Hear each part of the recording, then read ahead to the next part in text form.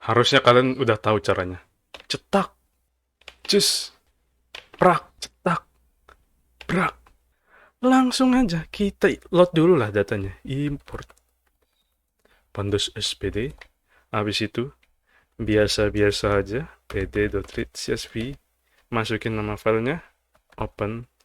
Member. 500.csv. Cetak. Nah, ayo pertama kita mau coba bikin grafik yang simple dulu. Kita mau bikin grafik untuk nampilin jurusannya ini apa aja sih. Pertama kita mau import library Seaborn. Nah, library Seaborn ini dipakai buat visualisasi data yang lumayan cantik sih kalau pakai Seaborn ini.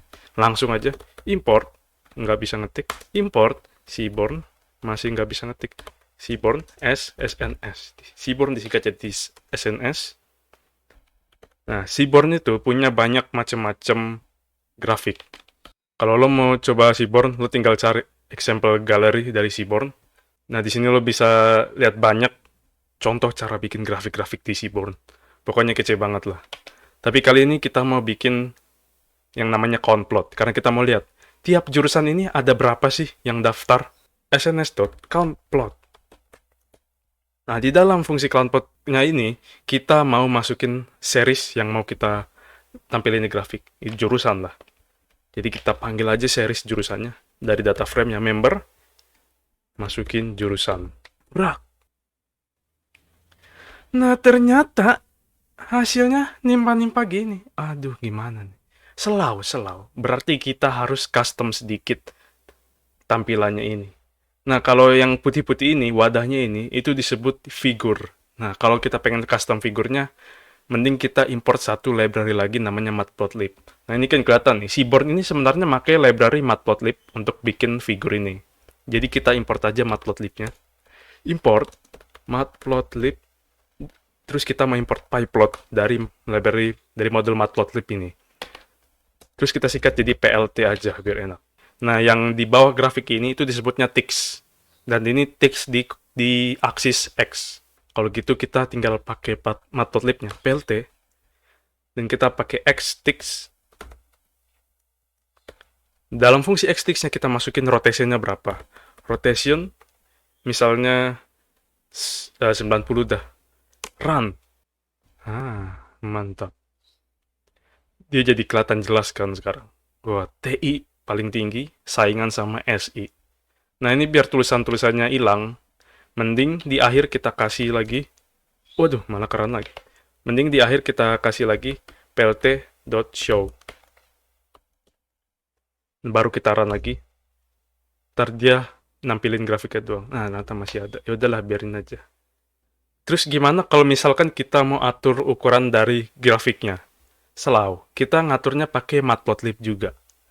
Kita taruh atas sini aja deh. PLT, terus kita mau bikin figurnya kan. Jadi kita bikin figurnya, dan di dalam fungsi figur ini, kita masukin atribut fix size. Jadi kita nentuin ukuran figurnya, dan kita masukin misalkan 10 kali 10 deh. Lebar dan panjangnya. Nah, sekarang jadi gede banget kan. Ini gue close biar muat. Nah, sekarang kita mau bikin grafik persis kayak gini, tapi berdasarkan angkatannya. Tunggu dulu. Kalau kita lihat, di sini nggak ada kolom angkatan. Wah, gimana ini? Adanya fakultas, jurusan, kelas. Tapi selau, ternyata angkatan itu tersisip secara implisit di sini, di kelasnya. Ini kan kalau 2 berarti angkatan 2. Ini angkatan 1. Ini masih tingkat 1 maksudnya. Nah, kita mau bikin grafik berdasarkan tingkatnya. Berarti kita harus ngambil angka pertama dari setiap kelas ini untuk dapat tingkat berapa aja. Terus caranya gimana sih biar kita dapat huruf pertama dari kelas ini? Nah, kita bakal pakai fungsi namanya apply. Caranya gimana tuh? Di bawah aja. Pertama, kita panggil dulu seriesnya, yaitu kelas kan. Nah, dari series kelas ini, kita panggil fungsi apply. Nah, di dalam argumen fungsi apply-nya, kita akan masukin fungsi lain yang dipakai untuk ngambil huruf pertama dari kelasnya itu. Nah, gimana coba cara kita ngambil huruf pertama dari tiap kelas ini? Biar dapat tingkatnya. Gampang. Nih gue tunjukin sedikit. Ini misalkan kita punya string namanya Fred. Terus kita print A diindeks ke 0. Nah, dia bakal balikin huruf pertamanya. Nah, simple kan cara ngambilnya. Berarti kita bikin aja. Oh ya, ini gua hapus. Berarti kita bikin aja fungsi namanya get tingkat ya, untuk ngambil tingkat dari kelas itu. Nah, get tingkat ini bakal nerima satu argumen, yaitu kelasnya. Dan kita akan bikin variabel tingkat aja misalnya. Dan dia bakal ngambil kelas, huruf ke 0, huruf di indeks pertama 0, ngambil huruf pertama berarti ya. Terus kita return tingkatnya. Nah, setelah dia ngambil huruf pertama dari kelas itu, terus di return, fungsi ini mau kita masukin ke dalam apply ini. Tinggal masukin aja nama fungsinya, get tingkat.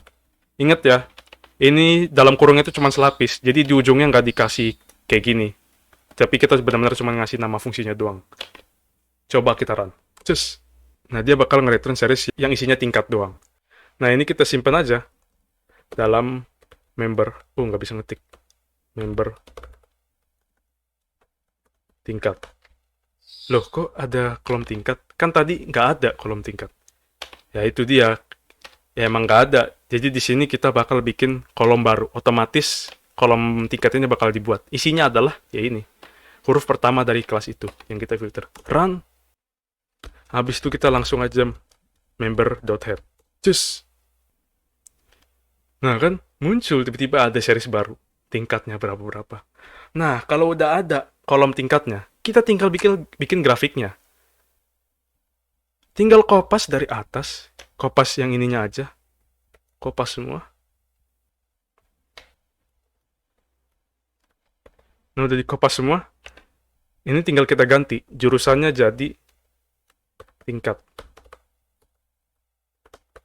Cus.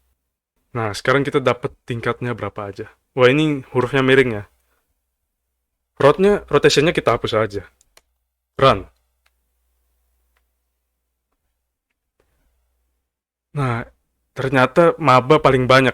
Maba sampai 200 coy, mendominasi. Dan tingkat 2 juga bersaing sama tingkat 3 jumlahnya. Nah, ada tingkat 4, kira-kira sekitar 30 orang lah. Terus gimana sih, misalnya kita mau iseng aja mau nambahin judul buat grafik ini. Gampang aja, itu tinggal pakai Matplotlib lagi. Font size-nya dibikin 20 kali. Nah, mantap. Nah, kalau lo pengen coba-coba bikin pakai grafik lain, mau nampilin fakultas kayak asal kampus, boleh. Lihat aja asal kampus yang paling banyak tuh dari mana sih. Tapi kalau lo nampilin asal kampus, pasti Gunadarma itu yang paling tinggi. Jadi coba lo filter dulu, bikin data frame member selain Gunadarma, baru lo bikin grafiknya. Jadi lihatlah, dari kampus lain tuh paling banyak dari kampus mana sih. Next, kalau kita udah selesai bikin grafik-grafik, cobalah kita bikin word cloud. Pertama, kalau kita mau bikin word cloud, kita mau nyatuin semua kata-kata kolom minat ini. Jadi kalimat yang ini mau disambungin ke kalimat yang ini. Mau disambungin dan terus. Dari atas sampai bawah sambung semua kalimatnya. Caranya gimana? Jadi kayak gini nih. Kalau misalkan lagi ya. Misalkan kita punya string, punya list namanya saya. Misalkan gue punya list yang isinya ada 3 elemen. Isinya string semua. Saya mau makan. Terus gue bikin string kosong. Dan dari string kosong itu gue panggil fungsi join. Di dalam fungsi joinnya gue masukin list A ini. Apakah yang terjadi? Gue run. Cus. Wah, dia bakal kesambung semua kan. Saya mau makan. Terus apa yang terjadi kalau string kosong ini gue kasih spasi. Gue run lagi. Wah, ternyata dia jadi jaraknya spasi ya. Jadi kalau lo kasih koma pun dia bakal isinya koma di tengah sini. Nah, kita mau pakai ini nih. Tapi bukan pakai list A ini. Ini list A-nya kita hapus aja. Berarti kita bikin aja variable words, dan list A-nya ini mau kita ganti dengan series peminatan tadi. Jadi kita panggil aja nama data frame-nya dan nama kolomnya. Apa minat kamu? Awas petiknya yang bener ya. 1 di kiri, 1 di kanan. Coba kita run. Tar dulu. Sambil di print deh. Baru kita run. Cus. Wah, ternyata error. Kenapa error? Masalahnya sama kayak kemarin, gara-gara datanya nggak lengkap. Kan nggak semua orang ngisi peminatannya. Berarti kita hapus dulu ya, data yang nggak lengkapnya. Simple aja coy. Kita bikin aja plus code di atas ini. Bebas lah kalau kalian bikin di bawah. Gue bikin member sama dengan member, baru kita panggil fungsi drop nah, dan aksisnya 0. Baru run. Cus. Jadi dia bakal hapus semua barisan yang isinya nggak lengkap. Barulah kita run lagi. Nah, sekarang baru lengkap dia. Semua isian form member disatuin jadi satu kalimat semua. Nah, sekarang kita mau bikin word cloud-nya. Gimana tuh caranya? Coba, gue mau bikin flashcode banyak-banyak dulu ya. Dan sengaja gue mau lanjutinnya di sel yang ini karena gue sengaja kosongin yang tengah-tengah ini karena kita mau ngoding juga di situ. Untuk bikin word cloud kita mau import word cloud-nya. From word cloud. Dari modul word cloud kita mau import word cloud. Dari modul word cloud kita mau import word cloud. Hati-hati, yang ini W sama C-nya gede, sedangkan yang ini kecil semua. Terus cara bikin word cloud-nya gimana? Kita bikin aja variable WC kali ya. Word, kita panggil word cloud-nya. Terus pakai fungsi generate. Dari apa? Dari words yang tadi kita bikin nih. Words yang di atas. Nah, hasilnya kita simpan ke dalam variable WC. WC. Habis itu kita tampilin pakai matplotlib. Cara nampilnya gimana? Gampang. Pakai plt.mshow wc. Run. Wah. Nah, tampil nih. Banyak yang suka UI dan UX. Nah, biar tampilannya enak, kita gedein aja deh. Kita pakai plt figur yang tadi. Masukin fix size-nya. Bebas deh, 15,15. Just. Nah, tapi rada nggak enak nih. Soalnya kata-kata kayak saya, dan, yang itu masuk semua. Nah, tapi jadi kalau kita lihat di words yang tadi nih, setelah digabungin ini banyak kata-kata yang mengganggu banget. Kayak saya, sangat, karena. Nah, kata-kata ini disebut dengan stop words, dan kita mau buang mereka. Gimana caranya kita ngebuang kata-kata stop words ini? Nah, kita bakal make modul Natural Language Processing Bahasa Indonesia. Namanya Sastrawi. Nah, karena dia nggak ada di Google Colab, kita harus install dulu. Caranya gimana? Nah, makanya sengaja tadi gue bikin sel kosong sini buat mainan Sastrawinya. Kita install dulu Sastrawinya. Pakai tanda seru. Nah, tanda seru ini buat ngeran perintah terminal maksudnya ya. Nah, kita pakai pip untuk nginstall. Jadi, pip install pysastrawi. Awas tipu. Terus kita run, dan dia bakal nginstall. Nah, kalau udah diinstal, kita mau import Sastrawinya. Nah, dari Sastrawi kita mau import sesuatu yang namanya stop word remover. Jadi untuk nge-remove segala stop word yang mengganggu kita tadi. Caranya gimana? Nih, kalau kita lihat di GitHub-nya, ini jauh banget nih. Kita lihat di stop word remover, terus ada stop word remover factory. Nah, di dalam sini ada kelas namanya stop word remover factory. Jadi kita dari Sastrawi import .stop word remover factory, baru kita import stop word remover factory ini. Wah, kita langsung coba aja. From Sastrawi stop word remover stop word remover factory. Nah, panjang ya. Selalu lah tapi. Nah, setelah kita import stop word remover factory-nya dari stop word remover dalam stop word remover dari Sastrawi, sekarang kita mau pakai ini buat bikin sebuah factory yang digunakan untuk remove stop word-nya. Kita bikin aja library factory sama dengan stop word remover yang ini nih. Ini gue kopas aja dah. Paste stop word remover factory pakai dalam kurung. Nah, sekarang dia bakal bikin objek stop word remover factory disimpan dalam factory. Dan dari factory kita mau manggil fungsi yang namanya create stop word remover kalau nggak salah. Stop word sama dengan factory. Dari sini kita mau panggil fungsi create. Nah, dia bakal bikin stop word remover-nya. Dan terakhir, barulah kita bisa pakai ini untuk remove stop word-nya. Caranya gimana? Coba aja, stop word, dan dia punya fungsi namanya remove. Terus kita masukin aja lah kalimat bebas. Misalnya, saya run. Cus. Oh, ini gue tipe gara-gara S-nya malah kecil di sini. Harusnya S-nya gede ya.